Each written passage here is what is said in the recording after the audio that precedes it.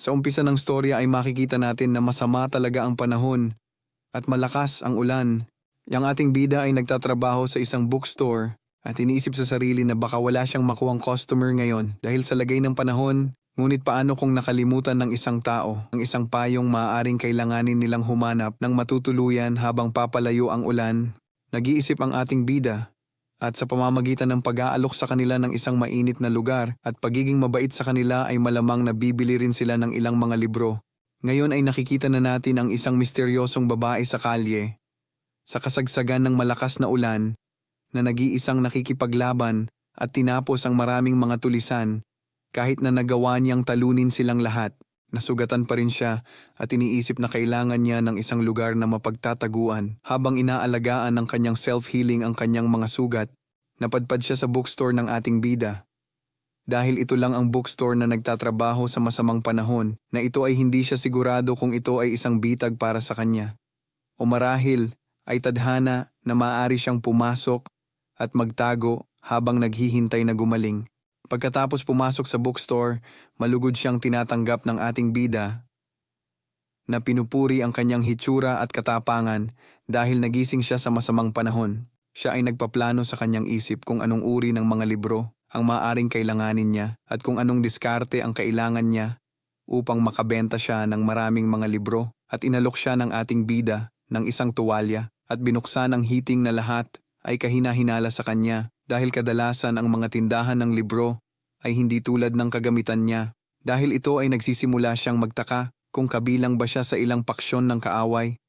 Dahil tiyak na wala siyang regular na book clerk vibes, ang ating bida ay nagsisimula siyang magsalita tungkol sa mga libro na medyo nakakalito sa ating misteryosong babae dahil hindi niya maisip kung talagang palakaibigan siya o kaaway na nakatago at nababasa niya ang wika ng kaniyang katawan nito. At napagtanto niyang gumagamit ito ng mga psikolohikal na trick sa kanya.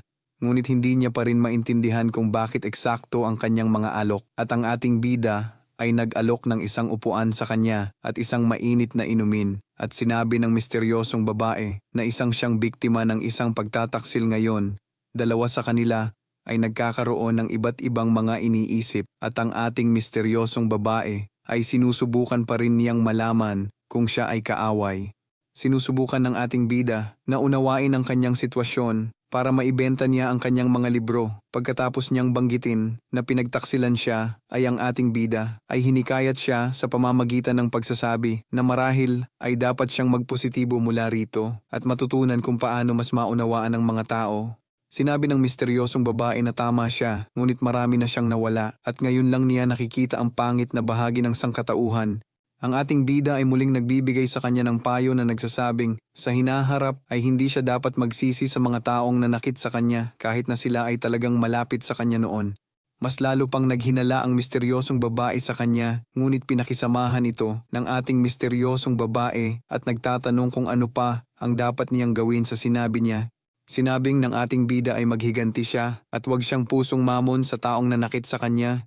Sa isip niya ay iniisip pa rin niya ang mga estratehiya kung ano ang sasabihin sa kanya para mapaghandaan ang pagbili sa kanya ng mga libro. Ngunit nagulat siya sa sagot na ito na nagsasabing hindi siya handang gumawa ng masasamang bagay tulad niyan at bigla niyang sinabi sa kanya na baka kailangan mong bilhin ang librong ito para matuto pa. Mas lalo siyang nagulat at naguguluhan pa ngayon dahil hindi niya maintindihan kung bakit bigla-bigla siyang nirerekomendahan ng isang libro. Habang siya ay nagsusumikap na ibenta ang kanyang libro dahil makikinabang ito sa kanyang negosyo, pumayag siyang bilhin ang libro at binigyan siya nito ng library card upang isulat ang pangalan niya dito. Pagkatapos makita ang pangalan niya, napagtanto niyang nag-iisang anak na babae siya ng isang mayamang tycoon at nakakita ng isa pang magandang pagkakataon sa negosyo para maraming pang libro na mabenta sa kanya sa hinaharap. Habang paalis siya ay binigyan siya ng ating bida ng isang payong at sinabi naman ng misteryosong babae na gusto niya pa mas makilala ang ating bida. Pagkatapos ay napagtanto ng ating bida na ang kanyang diskarte sa negosyo ay maaaring itinuturing na nanliligaw sa kanya. At naisip na lang ng ating bida na mas mabuti nang sumunod na lang sa flow. Kaya't sinabi niya sa kanya ang pangalan niya, Linji. Habang nagpapaalam sila, ay naghihinala pa rin sa kanya ang misteryosong babae. At habang si Linji ay natutuwa lang na nakapagbenta siya ng libro ngayon at gumawa ng magandang negosyo.